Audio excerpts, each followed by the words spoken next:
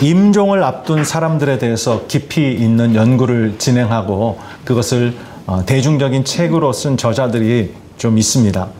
대부분 호스피스 의사나 간호사 같은 분들인데요. 이분들은 죽음의 문턱에 있는 환자들을 가장 가까운 거리에서 지켜보는 일을 하는 사람들이죠. 이들의 저서를 보면 공통적으로 다루는 내용이 있어요.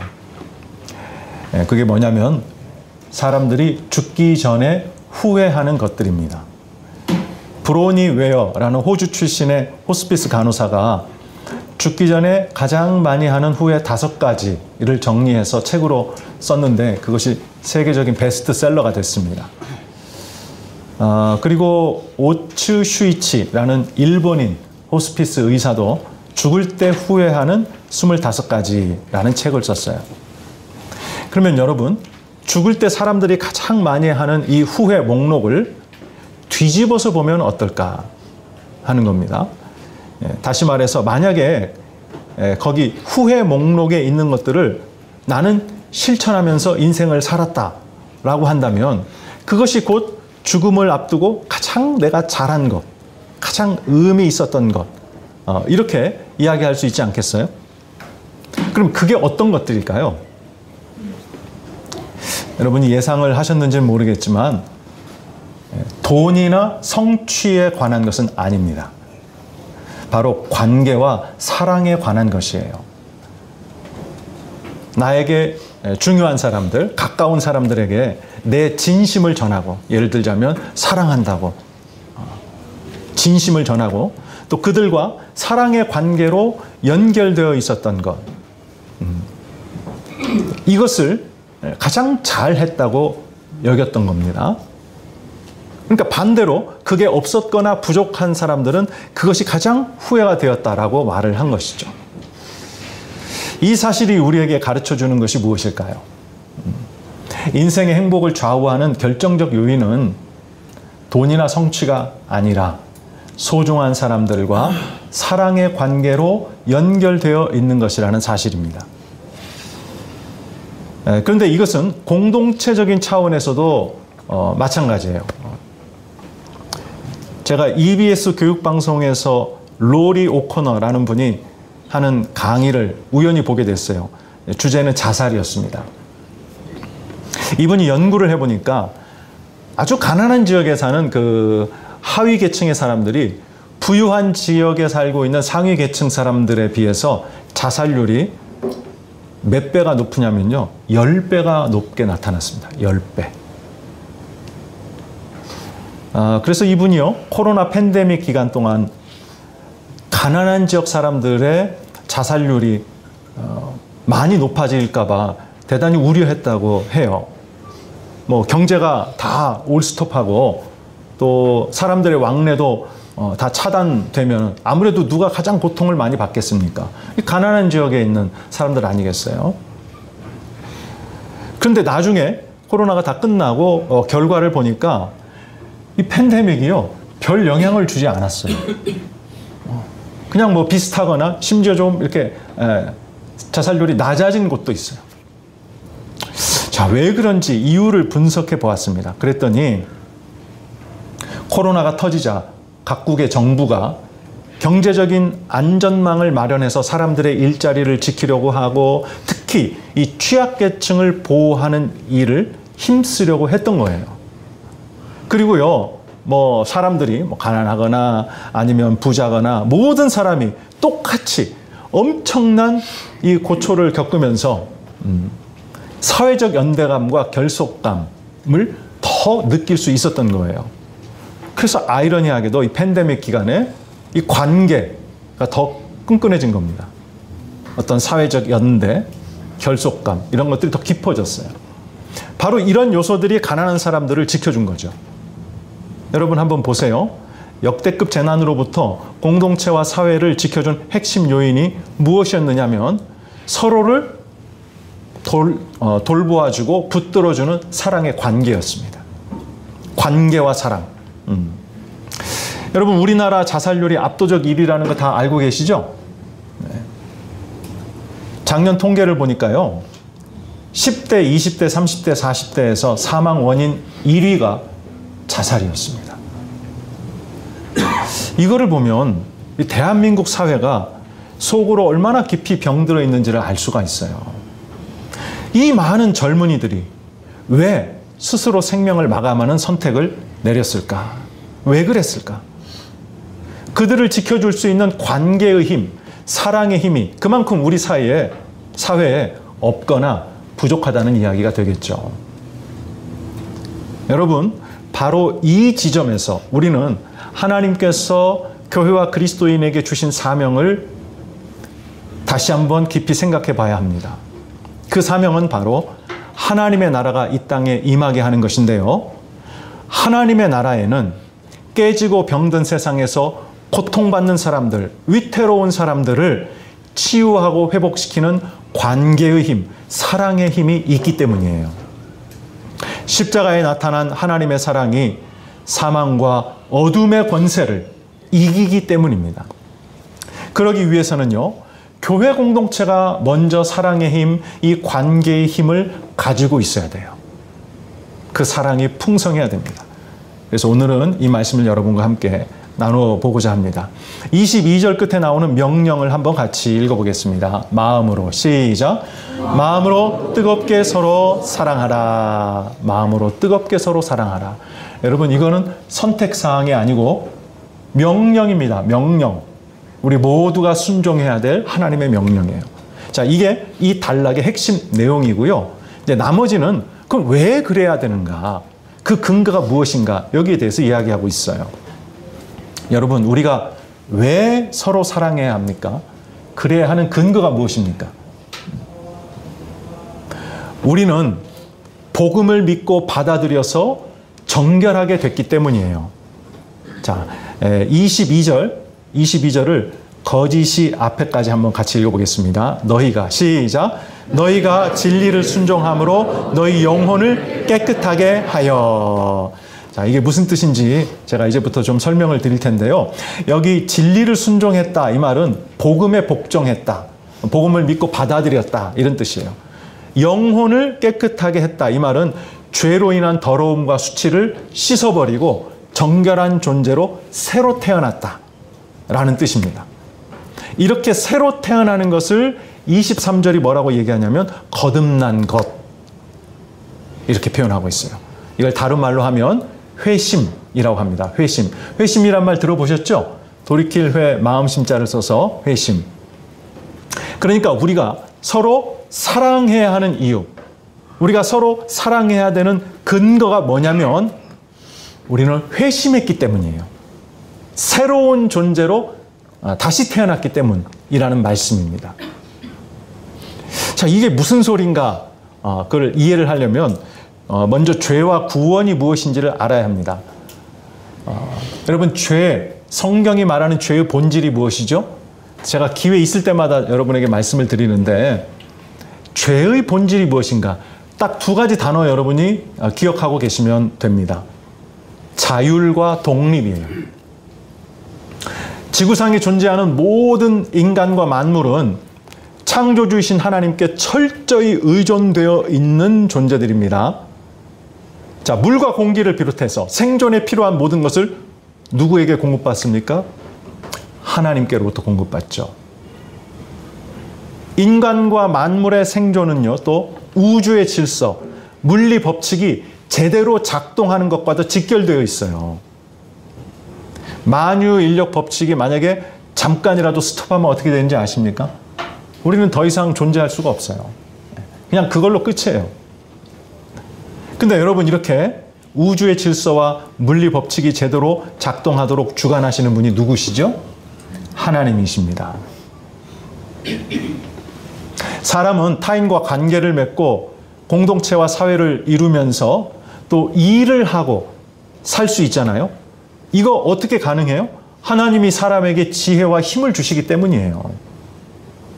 하나님은 사람을 자신의 형상을 따라 만드시고 이 모든 것들을 선물로 주셨어요.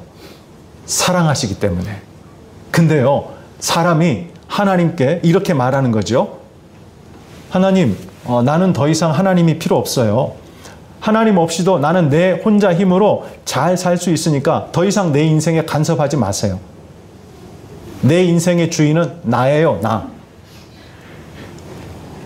이런 식으로 하나님께 대하여 자율과 독립을 주장하면서 하나님을 떠나는 것, 하나님의 사랑을 배반하는 것, 그게 바로 성경이 말하는 죄의 본질입니다. 이 죄가 어떤 결과를 가져왔냐면 하나님과의 관계를 단절시켰어요, 죄가. 그리고 사람 안에 있는 하나님의 형상, 즉 하나님 닮은 모습을 심각하게 훼손시켰습니다. 그리고 죄에 대한 하나님의 진노와 심판을 피할 수 없는 운명에 놓이게 만들었어요. 그렇다면 구원은 무엇입니까? 성경이 말하는 구원은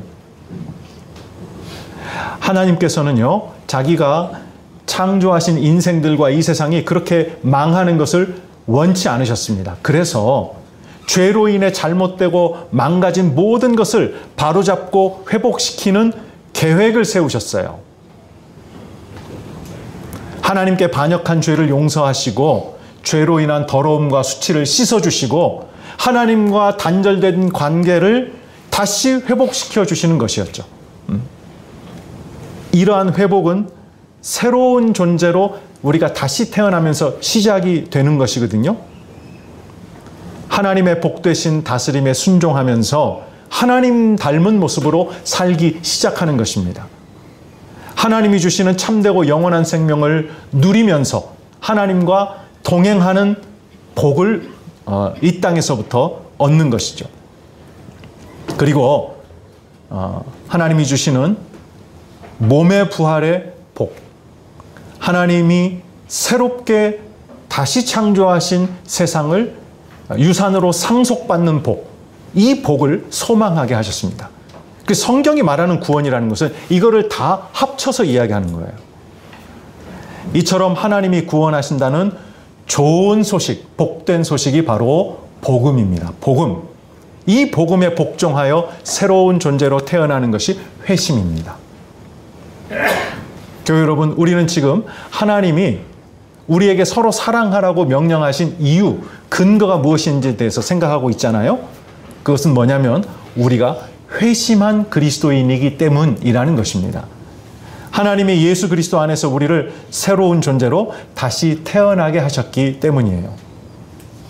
자, 이전에는 나는 사랑받는 것만 좋아하고 이기적이고 자기중심적인 사람이었는데 또 어떻게 하면 손해보지 않고 조금이라도 내가 이익을 얻을 수 있을까, 이것만 생각하며 계산기 두드리는 것을 좋아했던 사람이었는데 그런 나를 하나님이 새로운 존재로 변화시켜 주셨어요. 다시 태어나게 하셨습니다.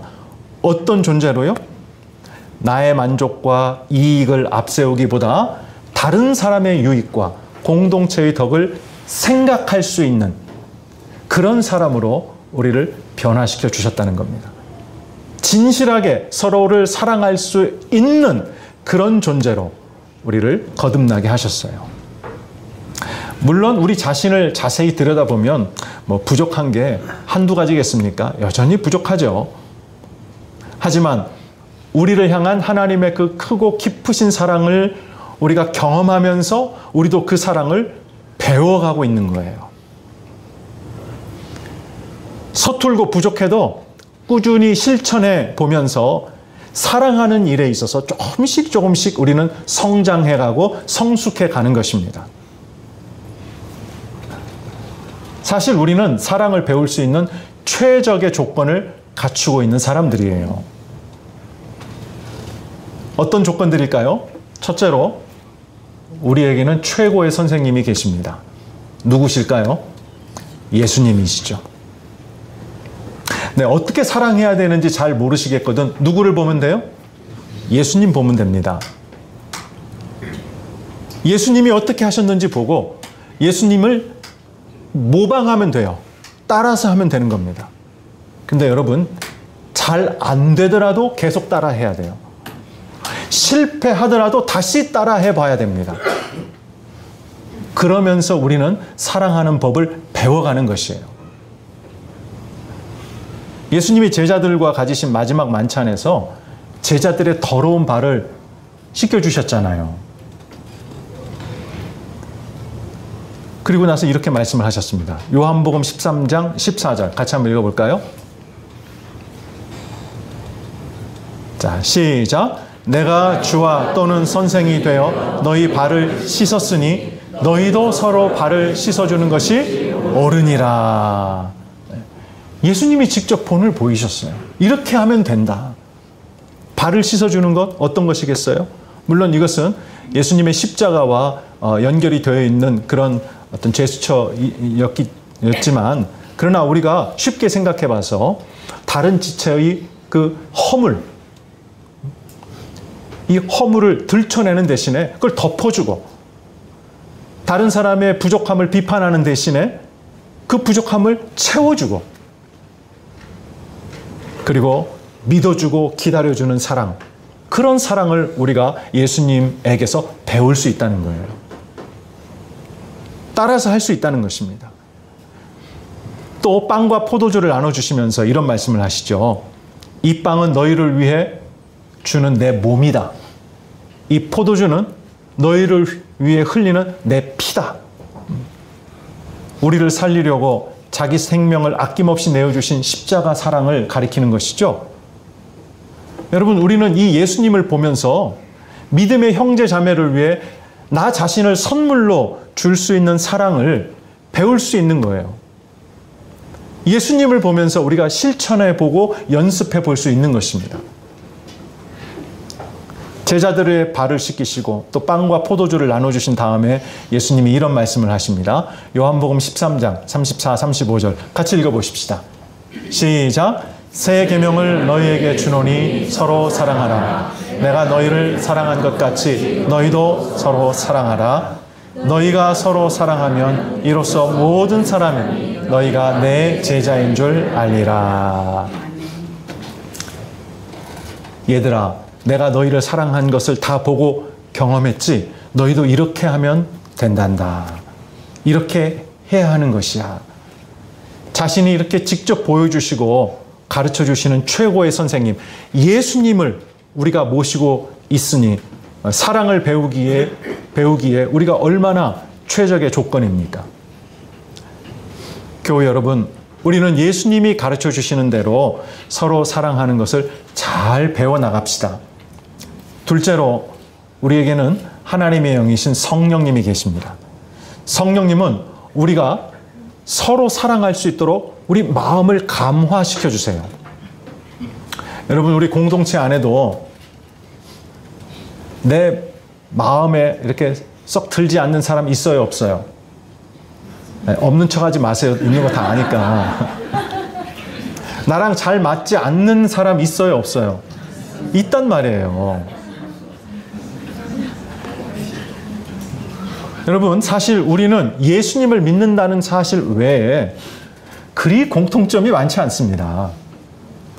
달라도 많이 달라요. 근데 놀라운 사실은 우리가 성령으로 충만하잖아요. 그러면 나와 그렇게 다르고 나와 그렇게 잘 안 맞는 것 같은 사람들을 향해서도 긍휼히 여기는 마음이 생겨요.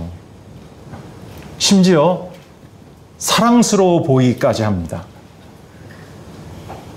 정말이냐고요? 네, 정말입니다.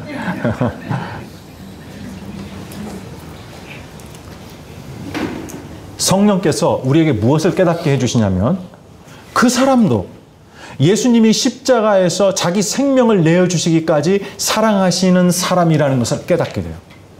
예수님이 나만 사랑하시는 거 아니잖아요. 그 사실이 내 마음에 크게 깨달아지면 예수님의 시각, 예수님의 마음으로 그 사람을 바라볼 수 있게 되는 거예요. 이게 성령의 역사입니다. 에베소서 4장 3절을 보면요, 바울이 에베소 교회 공동체를 향해서 이런 명령을 합니다. 성령이 하나 되게 하신 것을 힘써 지키라. 성령이 하나 되게 하신 것을 힘써 지키라. 여러분, 이 명령을 따르려면 공동체 안에 반드시 있어야 될 게 무엇이겠습니까? 서로 사랑하는 거예요. 사랑 없이 어떻게 하나 된 것을 지킬 수 있어요?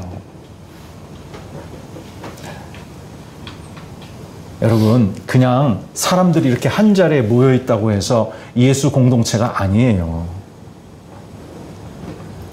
성령의 은혜와 능력을 힘입어서 서로 사랑하는 게 있어야 예수 공동체인 겁니다. 할렐루야. 아멘. 여러분, 교회 공동체는 하나님의 성령이 머물고 계시는 성전입니다. 우리가 성령으로 충만하게 되는 것을 누구보다도 바라시는 분이 성령님이세요. 우리가 서로 사랑하는 것을 누구보다 기뻐하시는 분이 우리 안에 계시는 성령님이십니다. 교회 여러분, 우리 모두 성령 충만을 사모합시다. 우리 가운데 계시는 성령님의 능력과 은혜를 힘입어서 서로 사랑하기를 힘씁시다. 셋째로, 우리에게는요, 살아있고 항상 있는 하나님의 말씀이 있어요. 자, 23절 말씀 같이 한번 읽어볼까요? 23절 시작. 너희가 거듭난 것은 살아있고 항상 있는 하나님의 말씀으로 되었느니라. 자, 우리가 거듭났다라는 말의 본래 의미는 이렇습니다. 하나님이 우리를 낳으셨다. 하나님이 우리를 낳으셨다. 여러분, 아기가 태어나는 과정을 잘 아시잖아요. 아빠의 씨와 엄마의 난자가 만나서 하나로 합쳐져서 엄마의 자궁에 단단히 붙어가지고 자리를 잡는 거잖아요. 거기서 태아로 성장해가지고 때가 차면은 이제 엄마 뱃속에서 세상으로 태어나는 겁니다. 자, 이걸 아빠 입장에서 보면 아빠의 씨로 자녀를 낳았다라고 말할 수 있는 거죠. 마찬가지로 하나님은 우리를 하나님의 말씀이라는 씨로 낳으셨어요.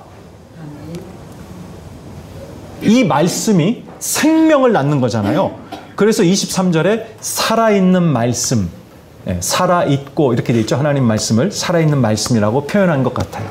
그리고 이 생명은, 말씀이 낳는 이 생명은 사실 하나님이 주시는 참되고 영원한 생명이죠. 그래서 한 번 얻은 생명은 결코 멈추지 않기 때문에 항상 있는 말씀, 이렇게 표현한 것 같아요. 25절에도 보니까 이 말씀이 세세토록 있다라고 이야기하고 있습니다. 교회 여러분, 하나님의 말씀은 살아있고 항상 있으며 세세토록 있다는 사실을 믿으십니까? 꼭 믿으시기 바랍니다. 이 말씀은 복음 진리예요. 복음 진리. 하나님이 예수님을 통해 우리와 이 세상을 죄와 사망 권세에서 구출하시고 지으신 뜻대로 회복시키신다는 복된 소식. 이 복음 진리를 이 말씀이라고 여기서는 표현하고 있는 겁니다. 여러분, 이 복음 진리가 반드시 그리고 온전히 성취될 것을 믿으십니까? 꼭 믿으시기 바랍니다. 이 복음 진리, 이 복음 말씀은 그 누구도 그 어떤 세력도 거역할 수 없고 막을 수 없어요. 왠지 아십니까? 그런 것들은 시간이 지나면 다 없어질 것들이기 때문이에요.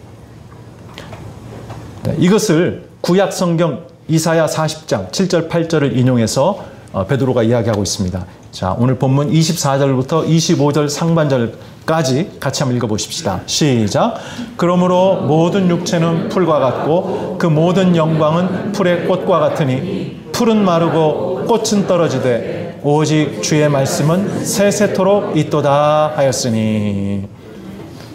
여러분, 하나님 말씀은 우리가 새로 태어나게 된 목적 중에 하나가 서로 사랑하는 것임을 계속해서 일깨워 줍니다. 하나님의 말씀은 우리가 성령의 은혜와 능력을 힘입어서 서로를 진실하게 사랑할 수 있다고, 마음으로 사랑할 수 있다고, 뜨겁게 사랑할 수 있다고 계속 독려해 줍니다. 하나님의 말씀은 우리 속에 사랑이 식으려고 할 때, 사랑하는 일에 게을러지려고 할 때, 거듭나기 전에 이기주의적이고 자기중심적인 모습으로 돌아가려고 할 때 경고음을 울려줘요. 하나님의 말씀이. 그렇기 때문에 여러분, 우리가 서로 사랑하는 것은 하나님 말씀 없이는 불가능해요. 교회 여러분, 우리 모두 하나님 말씀을 가까이 하십시다. 말씀을 통해서 서로 사랑하는 것을 잘 익히십시다. 베드로가 쓴 이 서신의 첫 수신자는요, 예수님을 믿고 따르는 것 때문에 큰 고통을 당하고 온갖 어려움을 겪고 있는 소아시아 교회들이에요. 자, 이런 상황에서 이 공동체와 그리스도인들이 무너지지 않고 낙심하지 않고 소망을 잃지 않고 끝까지 믿음을 지키려면 어떻게 하면 되겠습니까? 어떤 좋은 방법이 있을까요? 이렇게 묻는다면 오늘 본문은 다음과 같이 대답한다고 할 수 있어요. 서로를 사랑하라. 진실하게 마음으로 뜨겁게 서로를 사랑하라. 제가 우리 교회 여성 구역을 놓고 항상 하나님 앞에 감사하는 것이 이것 때문입니다. 구역 식구들이 서로 사랑하는 게 보여요, 눈에. 무엇보다도 서로의 아픔과 약함을 끌어안고 간절히 위에서 기도해 줍니다. 또 서로 위로하고 격려하고 용기를 북돋워주고 염려해주고 어려운 일을 만나면 팔을 걷어붙이고 돕고. 근데 그럼으로써 자신이 다른 지체들과 사랑의 끈으로 묶여있고 연결되어 있다는 것을 깨닫게 되는 거죠. 확인하게 되는 겁니다. 비록 구역에 속하지는 않았어도 공동체 안에서 다른 지체들과 이런 사랑의 관계로 연결되어 있다고 느끼는 분들이 계실 거예요. 그분들에게도 이런 똑같은 것들이 아마 느껴지실 거라 생각이 들어요. 저는 우리 공동체의 모든 분들이 그렇게 되기를 바랍니다. 여러분, 우리가 신앙생활 하는 데 있어서 이것이 얼마나 중요한지를 알아야 됩니다. 꼭 알아야 돼요. 흔히들 이렇게 생각해요. 하나님이 개개인을 개별적으로 부르시고 구원하신다. 근데 여러분, 성경을 읽어보세요. 성경은 전혀 다르게 이야기합니다. 훨씬 더 자주, 훨씬 더 많이 하나님의 부르심과 구원을 공동체적으로 이야기하고 있어요. 서로 사랑하라는 명령이 성경에 얼마나 많이 나올까요? 너무 많이 나옵니다. 구약에도 나오고 신약에도 나오고. 얼마나 많이 나오는지는 두말할 필요가 없습니다. 그러면 이 명령, 서로 사랑하라는 명령을 1차적으로 누구에게 주셨죠? 공동체에 주셨어요. 공동체. 하나님의 가족 공동체, 하나님의 백성 공동체, 예수님을 믿고 따르는 제자 공동체에 주신 겁니다. 그렇기 때문에 기독교 신앙을 나 혼자 예수님 잘 믿고 구원받는 것으로 생각하는 것은요, 성경과 너무나 동떨어진 대단히 위험한 생각이에요. 건강하지 않은 생각입니다. 우리는 공동체 안에서 서로 사랑하는 것을 배우고 실천함으로써 하나님의 가족 공동체임을 느낄 수 있고요, 예수님을 따르는 한 제자 공동체에 내가 속해 있다는 것을 확인할 수 있는 거예요. 여러분, 우리의 하늘 아버지이신 하나님과 우리의 주님이신 예수님이 원하시는 게 이겁니다. 우리가 이렇게 먼저 공동체 안에서 서로 사랑하는 것을 지속적으로 배우고 연습을 하면 우리 안에 사랑이 풍성해지고 더 커집니다. 그러면 그 사랑을 가지고 우리가 세상에 나가서 사랑이 절실하게 필요한 사람들, 위태로운 사람들, 소외되고 고통받는 사람들, 그들을 사랑으로 섬길 수가 있습니다. 하나님의 사랑, 우리 공동체의 사랑을 나눠줄 수 있어요. 흘려보낼 수 있습니다. 이 세상을 한번 보십시오. 이 세상은 사람들을 살벌한 경쟁과 타인과의 끊임없는 비교로 내몰고 있지 않습니까? 그 속에서 마음이 상하고 지친 사람들이 얼마나 많이 생기고 있어요. 그런 사람들에게 서로 사랑함으로써 치유와 회복을 가져오는 대안적인 공동체, 대안적인 세상을 보여주고 제공해 주는 걸 누가 가장 잘할 수 있습니까? 저와 여러분이에요. 교회 공동체와 그리스도인들입니다. 예수님 안에 있는 참된 위로와 새로운 희망을 교회와 그리스도인들이 그들에게 전해줄 수 있는 거예요. 우리는 그렇게 사랑이라는 선으로 인간을 황폐하게 만드는 악을 이길 수 있는 것입니다. 교회 여러분, 우리가 서로 사랑하기를 힘써서 우리 공동체의 사랑이 더욱 풍성해지기를 바랍니다. 우리의 심령이 더욱 사랑으로 부유해지기를 바랍니다. 그리하여서 우리 이웃들과 동료들과 친구들에게 우리 모두 그 사랑을 전해줄 수 있기를 바랍니다. 아멘. 우리 교회가 이 땅에 존재하는 목적, 그거예요. 그겁니다. 하나님의 나라가 임하여서 하나님이 지으신 뜻대로 사람들이 치유되고 회복되고 변화되어 가는 것입니다. 우리가 이 일에 하나님 앞에 영광스럽게 쓰임받을 수 있기를 축복합니다.